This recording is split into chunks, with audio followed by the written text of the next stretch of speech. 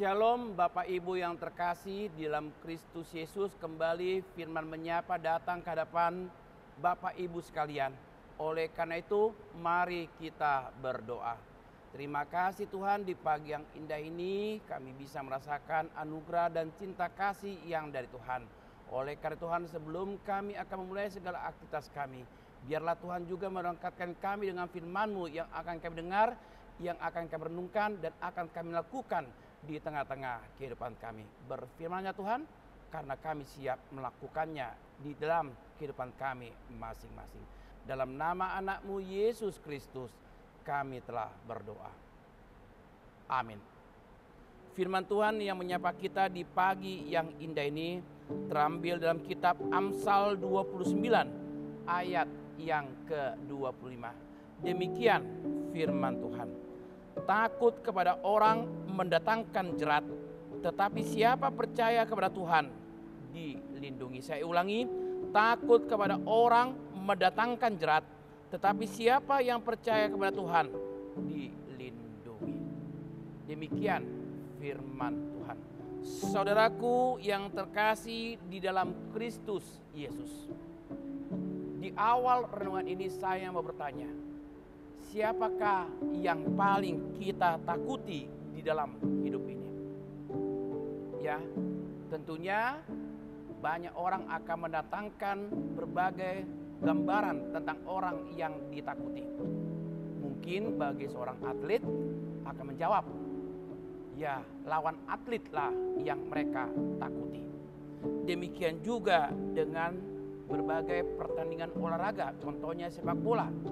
Dia mendengar nama klub yang besar, mungkin yang tadinya berani, tetapi ketika mendengar nama besar sebuah klub sepak bola, dia menciut, menjadi takut. Kenapa? Karena tidak mungkin bagi klubnya yang kecil ini mampu mengalahkan klub yang besar. Demikian juga bagi seorang murid. Tentunya yang menjadi takut bagi mereka adalah gurunya. Kenapa? Mungkin mereka takut karena mereka tidak sanggup atau mengerjakan PR yang di rumah. Inilah contoh-contoh berbagai ketakutan. Tetapi nyatanya, apakah melalui ketakutan itu ada sukacita? Tentunya ketika kita dilanda dengan berbagai ketakutan ini yang membuat kita tidak berdaya. Ini juga yang membuat kita menjadi merana.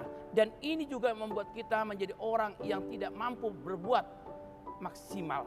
Kenapa demikian? Karena dilandasi oleh takut.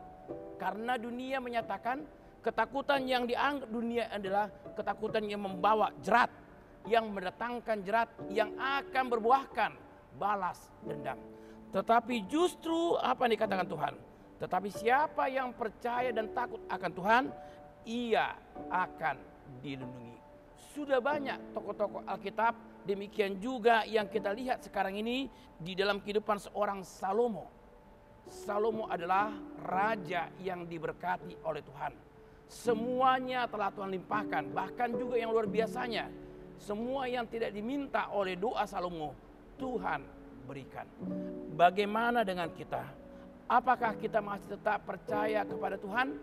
Tentunya sebagai orang percaya, kita harus punya iman bahwa kita tetap percaya kepada Tuhan. Kenapa? Karena Tuhanlah perjalanan hidup kita ini diberkati.